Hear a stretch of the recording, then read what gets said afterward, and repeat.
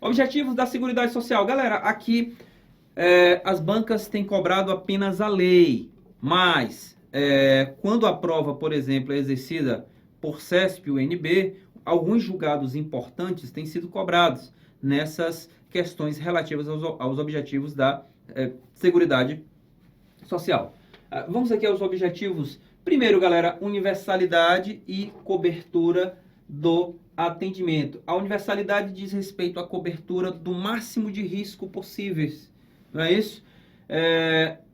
E a universalidade no que diz respeito ao atendimento diz respeito ao máximo de sujeitos possíveis alcançados pela Seguridade Social.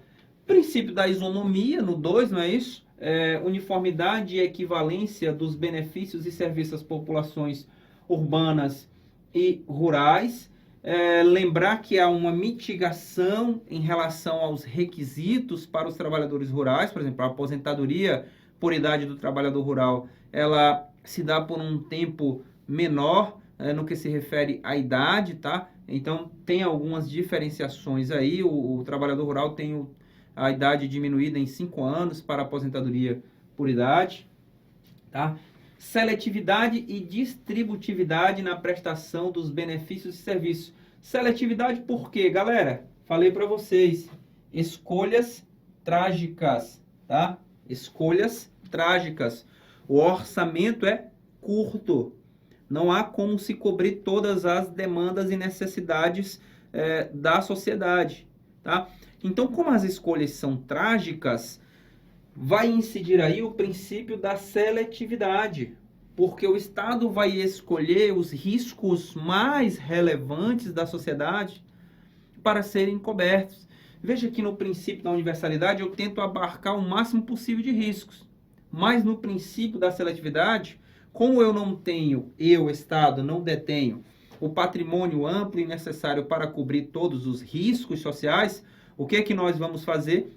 Escolhas trágicas. As escolhas mais relevantes para a sociedade devem ser cobertas, tendo em vista a limitação orçamentária. Quer dizer, essa ideia de seletividade, ela existe para, ao menos, garantir o mínimo existencial, garantir o patrimônio mínimo do indivíduo, ok? E distributividade na prestação dos benefícios e serviços e redutibilidade do valor dos benefícios. Aqui eu chamo a atenção do meu aluno porque o Supremo Tribunal Federal, por mais de uma vez, já entendeu que essa irredutibilidade aqui na Seguridade Social é apenas do valor nominal, tá? Quer dizer, não há necessidade de preservação do valor real em relação aos benefícios para a Seguridade Social. Por outro lado, na irredutibilidade dos benefícios destinados à Previdência Social, o Supremo Tribunal Federal entende que lá há uma necessidade de se preservar o valor real. Porque, vou dizer de novo, em razão de caracterizar uma espécie de seguro, tá? Tem que haver uma contraprestação que caracterize lá o equilíbrio dos benefícios da Previdência Social. Portanto, que essa irredutibilidade alcança o valor real na Previdência Social, mas como um princípio geral básico da Seguridade Social, a irredutibilidade é apenas do valor nominal, ok? Há quem critique, galera, essa ideia de preservação apenas do valor nominal em razão do denominado efeito Clicker, quer dizer, a vedação ao retrocesso. Quando a jurisprudência do Supremo Tribunal Federal ela se posiciona no sentido de apenas garantir a preservação do valor nominal, fazendo com que o valor de fato, o valor real, possa diluir-se em razão de inflação, etc., o que se tem aí? Um retrocesso em relação a um direito social.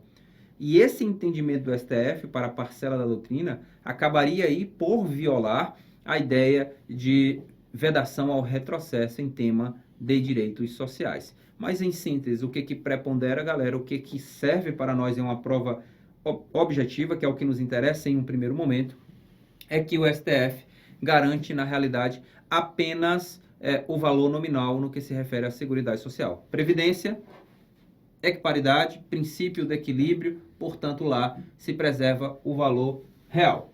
Equidade na forma de participação no custeio. Nós sabemos que o custeio, nós vamos já ver no financiamento da Seguridade Social, o custeio é diversificado, a sociedade custeia a Seguridade Social, o trabalhador custeia a Seguridade Social, o empregador custeia a Seguridade Social, o Estado custeia a Seguridade Social. Nós vamos ver já já que a Seguridade Social ela é custeada de modo direto e indireto, direto pelos agentes que se beneficiam da relação coberta pela Seguridade Social e indireta através dos orçamentos públicos. Já nós destacamos isso. Então, há uma equidade. Para quê? Para que não haja uma sobrecarga apenas em um destinatário da Seguridade Social. Para que não haja uma sobrecarga, tá? Muito bem. Diversidade da base de financiamento está aqui, identificando-se em rúbricas contábeis específicas para cada área, particularizadas lá na contabilidade, as receitas e despesas vinculadas às ações de saúde, previdência e assistência social, preservando o caráter contributivo da previdência, tranquilo. E 7, caráter democrático e descentralizado da administração, mediante gestão quadripartite. Isso aqui cai muito em prova, viu, galera? A Seguridade Social, ela traz a participação de todos os agentes que estão inseridos dentro da lógica da Seguridade. Daí gestão quadripartites, com participação dos trabalhadores, dos empregadores, dos aposentados e do governo, nos órgãos, então, colegiados. É muito comum a banca de concurso trocar a expressão quadripartite por tripartite, tá? Então, ficar atento a isso. Aí, uma espécie de inversão no que se refere ao financiamento, que é diversificado, sociedade, Estado, trabalhador, Estado, empregador. Então, aqui nós temos uma gestão quadripartite para a Seguridade Social. São esses os denominados objetivos da Seguridade Social, ok? E o financiamento, galera, da Seguridade Social? Disse, o financiamento ele é direto e indireto. O artigo 195 já nos dá essa característica do desdobramento do financiamento da Seguridade Social. Por quê? Quanto mais diversificada a base de financiamento da Seguridade Social, galera, maior será ali a garantia de que não vai haver desamparo. Daí a diversidade de financiamentos. Olhe comigo. A Seguridade Social será financiada por toda a sociedade, de forma direta e indireta. Galera, quem financia diretamente? Empresas, trabalhador, tá? Então, tudo aquilo que não está em um orçamento específico caracteriza financiamento direto da Seguridade Social. Quando os próprios agentes destinatários das regras da Seguridade Social financiam o sistema de Seguridade Social, estamos tratando de um financiamento direto. Já o financiamento indireto, por outro lado, ele está relacionado ao financiamento que decorre do orçamento da Seguridade Social, lá previsto na lei das diretrizes. Então, na lei orçamentária. Então, galera, temos aí a ideia de que o financiamento direto se dá pelos agentes e o financiamento indireto se dá através de quê? Através do orçamento da Seguridade Social, tá bom? Nos termos da lei, mediante recursos provenientes dos orçamentos da União, isso é o financiamento indireto, dos estados, do Distrito Federal, dos municípios e das seguintes contribuições. Isso aqui caracteriza o financiamento direto. As seguintes contribuições caracterizam o financiamento direto. Tá? Olha quem contribui, galera, para a Seguridade Social. Do empregador, da empresa e da entidade a ela equiparada na forma da lei. Só um OPS aqui em relação ao termo empresa, nós vamos ver na nossa aula seguinte, mas nos interessa já aqui. Lembre-se que o Estado, o poder público, suas autarquias, suas fundações, o município, a União, o Distrito Federal, integram o conceito de empresa. Empresa. Não é equiparado, é empresa, certo? É propriamente empresa. Então, o Estado também paga Seguridade Social, contribuição da Seguridade Social, porque ele é equiparado à equiparado não, ele é empresa para fins previdenciários. É só você lembrar, por exemplo, que os municípios, quando não tem regime próprio, contribuem para o regime geral de previdência social, que os entes que não a União podem legislar acerca de contribuições para a Seguridade Social, quando a contribuição diz respeito aos seus servidores públicos vinculados ao regime próprio. Então, o que é isso? Contribuição para a Seguridade Social. E os entes participam nessa contribuição. Ok? Na forma da lei, incidente sobre folha de salário e demais rendimentos do trabalhador pagos ou creditados a qualquer título, a pessoa física que lhe preste serviço, mesmo sem vínculo empregatício. Aqui só um OBS em relação a essa linha A, galera. Ó, em relação ao trabalhador, o STF entende que só o trabalhador formal, assalariado, deve efetivamente pagar as contribuições, tá? Agora, o empregador deve pagar sempre a contribuição para a Seguridade Social, sempre. Por isso que se diz, demais rendimentos do trabalhador pago ou creditado a qualquer título. Esse a qualquer título aqui não é para o indivíduo trabalhador, empregado, contratado, mas sim para o empregador. Se o empregador contrata uma prestação de serviço que não é propriamente uma relação de trabalho, paga a Seguridade Social, certo? Ele vai pagar a Seguridade Social. Mas o trabalhador não propriamente, tá? Não propriamente. Então, essa é a lógica. O STF entendeu que esse conceito a qualquer título é mais vinculado ao empregador do que propriamente ao empregado. Receita ou faturamento, não é isso, galera? Aqui no que se refere a receita ou faturamento, é um tema bastante polêmico, mas o STF até pacificou. A receita, galera, diz respeito a tudo que ingressa no patrimônio de uma sociedade empresária. Isso é receita. O faturamento é aquilo que ingressa no patrimônio da sociedade empresária, fruto necessariamente do seu objeto social, tá? Se uma empresa que se dedica ao segmento de informática, por exemplo, se ela vende uma casa que era sua, tem uma receita, mas não detém faturamento. Ela só vai deter faturamento em relação àquilo que efetivamente estiver ligado ao objeto social, aquilo que ela explora como atividade econômica. Se não está ligado com aquilo que ela explora como atividade econômica, não há como se ter aí a noção de receita. Então, receita e faturamento são conceitos diferentes. Na realidade, galera, tecnicamente, a receita englobaria o conceito de faturamento. Seria uma relação de gênero e espécie, tá bom? O lucro, a chamada contribuição social sobre o lucro líquido, tá?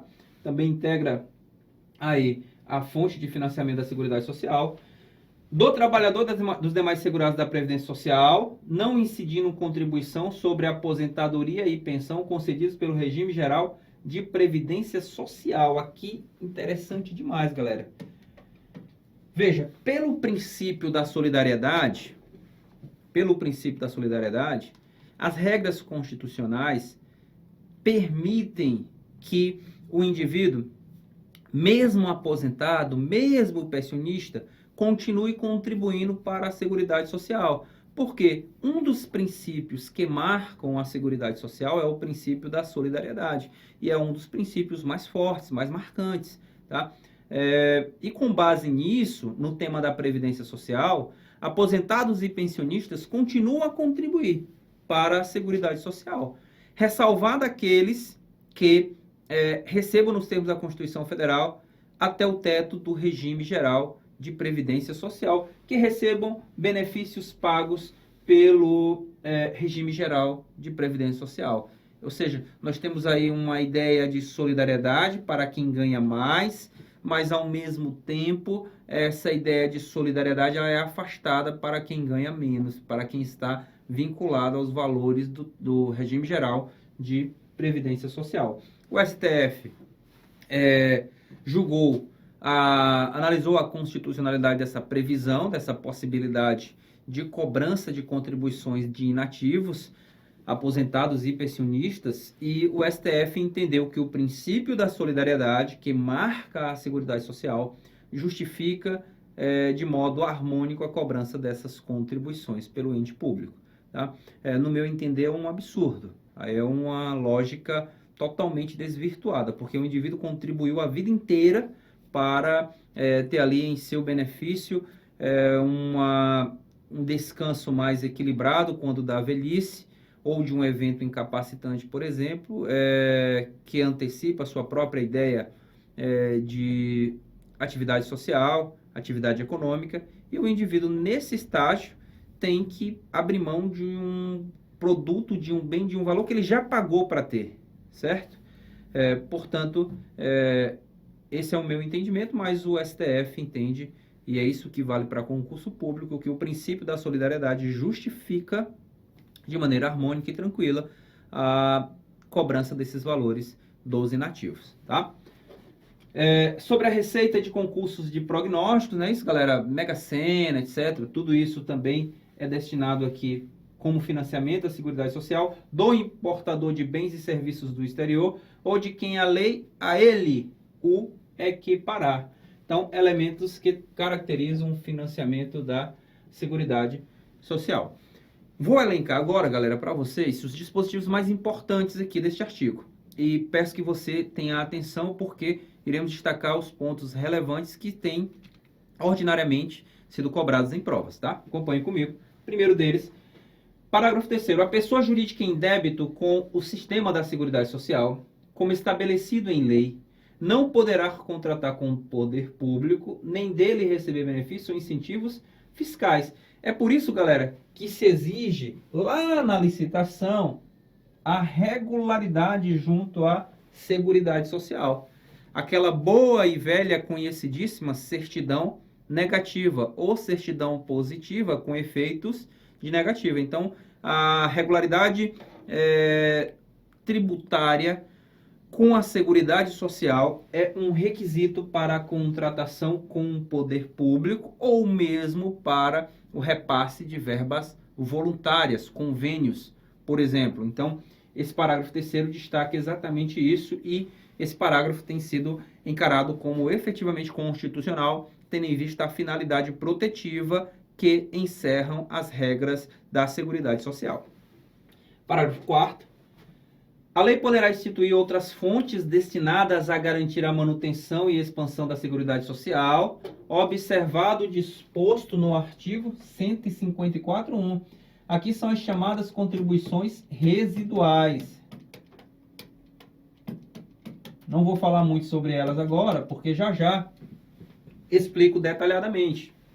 Mas veja que a Constituição Federal não traz em um rol taxativo as contribuições para a Seguridade Social. Ela possibilita a criação de outras fontes exatamente para manter o bem-estar e a qualidade de vida no que se refere aos valores minimamente indispensáveis à sustentação da Seguridade Social. Quer dizer, quanto as fontes se tornarem escassas, é possível criar, através de lei complementar, novas fontes de custeios, as chamadas contribuições residuais. Parágrafo 5º. Nenhum benefício ou serviço da Seguridade Social poderá ser criado, majorado ou estendido sem a correspondente fonte de custeio total. Cuidado, meu aluno. A fonte de custeio tem de ser necessariamente total. Cobrir toda a obrigação. Toda. Diversos benefícios têm sido declarados inconstitucionais pelo Supremo Tribunal Federal por violar especialmente essa regra da fonte de custeio total. Tá? Regra de ouro, equilíbrio entre o que se gasta e o que se arrecada. É o que justifica essa ideia da prévia fonte de custeio total. Parágrafo 6º.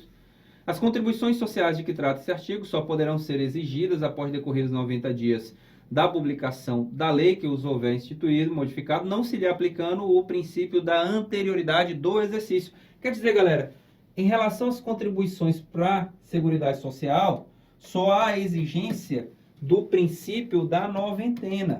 Não há aí a exigência do princípio da anterioridade do exercício. Cumpriu a noventena, pronto. Está satisfeito. Pode se cobrar benefícios e contribuições, na realidade, contribuições para a Seguridade Social, ok? Então, observa-se o princípio da noventena, mas despreza-se o princípio da anterioridade do exercício. Dê uma olhadinha lá, corra no seu vade-mecum. São isentas de contribuições para a Seguridade Social as entidades beneficentes de assistência social que atendam às exigências estabelecidas em lei. Ó, galera, aqui nós temos uma impropriedade linguística do poder constituinte. Aqui não é propriamente uma isenção, é uma imunidade, não é isso? É uma imunidade, tá? Por quê? Porque é a própria Constituição Federal afastando a possibilidade de exação.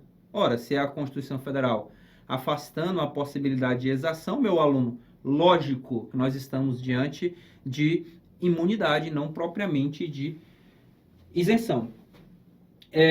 Essas imunidades sociais, galera, por exemplo, que é inclusive uma imunidade que está prevista lá no Sistema Tributário Nacional, das entidades beneficentes, elas têm seus requisitos estabelecidos lá no CTN. O STF entende, a Constituição Federal estabelece que lei complementar trará esses requisitos, e o STF entende que esta lei, por enquanto, que cumpre esse papel é o Código Tributário Nacional no seu artigo 14. Então, uma pausazinha para que o meu aluno vá lá no artigo 14 do CTN e veja os requisitos.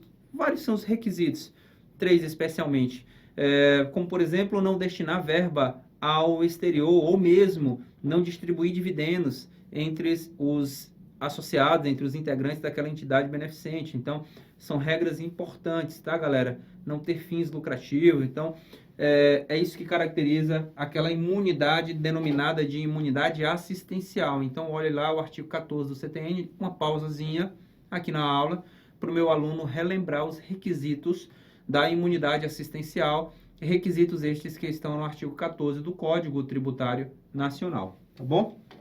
Muito bem. Vamos avançar? Olha o 8º que eu já comentei com vocês, em relação ao trabalhador rural. Vamos fazer a leitura apenas para fechar a ideia. O produtor, o parceiro, o meieiro, o arrendatário rurais e o pescador artesanal, bem como os respectivos cônjuges que exerçam atividade em regime de economia familiar, ou seja, o que caracteriza o segurado especial, não é isso? Sem empregados permanentes, porque eles podem ter empregados por até 120 dias.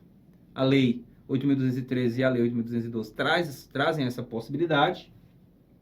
Contribuirão para a Seguridade Social mediante a aplicação de uma alíquota sobre o resultado da comercialização e farão jus aos benefícios previdenciários nos termos da lei. Então, torno a dizer, não é que o segurado especial não deva contribuir para a Seguridade. Claro que ele contribui, mas ele contribui em cima do que ele conseguir produzir. Se ele nada produzir, então não vai haver o dever de contribuição. As contribuições sociais previstas no inciso 1º, a do trabalhador, empregador, deste artigo, terão alíquotas diferenciadas em razão da atividade econômica, da utilização intensiva de mão de obra, do porte da empresa e da condição estrutural do mercado, sendo também autorizada a adoção de bases de cálculo diferenciadas para o caso das alíneas B e C do inciso 1 do CAPT. Veja, trata apenas da receita ou faturamento e também sobre o lucro. Isso é fruto da emenda constitucional recente, mas antes da mudança, essa previsão de adoção de alíquotas diferenciadas, galera, era para qualquer tipo de contribuição, qualquer fato gerador da contribuição. Com a emenda constitucional que alterou essa regra, apenas os casos das alíneas B e C do inciso 1º do CAPT podem justificar essa adoção de base de cálculo diferenciada, ou seja, só nos casos de receita, faturamento e sobre o lucro. A emenda constitucional limitou essa possibilidade de alíquota diferenciada, ela limitou apenas a receita, ao faturamento e ao lucro. Antes não havia qualquer tipo de limitação. Tomem cuidado, porque é capaz de a banca cobrar a questão na base da redação anterior. A redação anterior não tinha qualquer limitação, não limitava as espécies de contribuição. Agora, nós temos aqui, em relação às alíquotas diferenciadas, galera, a questão relativa apenas às alíneas B e C do inciso 1. Portanto, lucro, faturamento e receita. Outra importante inserção que vedou aí, pelo menos no plano legal, essa ideia de farra com o dinheiro público, especialmente com o dinheiro da Seguridade Social, perdão, remissões, tá? Moratórias, a perder de vista. Então, veja o que foi inserido na Constituição Federal no 11, são vedados a moratória e o parcelamento em prazo superior a 60 meses e, na forma da lei complementar, infelizmente é uma norma constitucional de eficácia limitada, infelizmente, a remissão e a anistia das contribuições sociais de que tratam a linha A do inciso 1 e do inciso 2 do caput, tá? A lei definirá os setores da atividade econômica para os quais as contribuições incidirão nas formas progressiva e não cumulativa, tá? Portanto, 12º. E 14, o segurado somente terá reconhecido como tempo de contribuição ao regime geral de previdência social a competência cuja contribuição seja igual ou superior à contribuição mínima mensal exigida na sua categoria, assegurado o agrupamento de contribuições. Esse artigo é interessante, ele quer dizer, esse parágrafo é interessante. O que ele quer dizer, o 14? Galera, se o mínimo de contribuição é R$50 e o cara em um mês contribuiu com 30, ele não tem satisfeito para aquele mês o período de contribuição. Mas se no mês seguinte ele contribui 70, ele pode somar a contribuição do mês seguinte com a contribuição do mês anterior para chegar ao alcance de 2 contribuições. É esse o espírito do dispositivo, tá? Claro, o que ele quer vedar são aquelas contribuições irrisórias, mínimas, para serem consideradas para fins de carência do benefício. Então, a lógica, a norma nesse particular andou bem, foi precisa ao destacar essa impossibilidade. Ao mesmo tempo, permite a junção de períodos e de contribuições para satisfazer essa necessidade. Ok? Muito bem, vamos avançar, galera. E em relação às novas contribuições, as chamadas contribuições residuais. Galera, isso aqui é questão certa de prova. Certíssima. Meu aluno não pode errar nada em relação a isso. Certa. Olha aí o 195, parágrafo 4º. A lei poderá instituir, primeiro não é obrigatório, lógico, outras fontes destinadas a garantir a manutenção e expansão da Seguridade Social, observado o 154.1. Quais são os requisitos do 154.1? A União poderá instituir, ó, o primeiro requisito, só a União e mais ninguém. Só a União pode instituir contribuição residual. Só a União. A União poderá instituir. Olha o requisito formal. Mediante lei complementar. Tá? Mediante lei complementar. Aqui fala de imposto. Nos interessa contribuição para a Seguridade Social, né? Não previsto no artigo anterior. Desde que ele seja não cumulativo, essa contribuição não pode ser não cumulativa. Olha, não pode ser cumulativa. E não tenha o fato gerador ou base de cálculo próprio dos discriminados nesta Constituição. Qual é a interpretação que o Supremo Tribunal Federal dá a esse dispositivo? É exatamente essa que está elencada em síntese logo aqui abaixo. Deve ser instituída por lei complementar, ter base de cálculo e fato gerador diferentes das contribuições já existentes. Quer dizer, galera, o que não pode haver é que a contribuição residual tenha a mesma base de cálculo e de fato gerador de contribuições já existentes. O que se quer dizer com isso? Que não há nenhum impedimento que a contribuição residual tenha base de cálculo ou fato gerador típico de um imposto já existente. Essa é a jurisprudência do STF. O que não pode é a contribuição residual ter o mesmo elemento e a mesma base de cálculo de uma contribuição já existente. Tá? Mas ela pode ter a base de cálculo de um imposto, por exemplo. Esse é o entendimento do STF. Ok? Deve ser não cumulativo, ou seja, se houver etapa sucessiva, a tributação anterior deve ser abolida da tributação na etapa seguinte e deve observar apenas o princípio da noventena, como eu já expliquei ao meu aluno, sendo-se dispensado aqui a observância do princípio da anterioridade do exercício. Uma última observação importante. Veja que a Constituição exige, galera, lei complementar apenas para a contribuição residual. Quer dizer, para a contribuição, para a criação, alíquotas, etc., de contribuições já existentes no próprio texto constitucional. O STF entende que estas contribuições podem ser estabelecidas simplesmente por lei ordinária. Não é necessária a utilização de lei complementar para se criar uma contribuição que já está prevista no texto constitucional, com fins, por exemplo. Tá? Então é desnecessária. Então a lei ordinária pode criar. Agora, para a residual, nós vamos aí criá-las necessariamente mediante lei complementar. Tá bom, meu aluno? Guarde isso aqui, é uma questão certa na prova, não tenha dúvida disso. Depois o meu aluno volta e confere comigo se foi ou não foi o objeto da sua prova objetiva. Então, ficar atento a este aspecto, tá? Por enquanto, encerramos por aqui.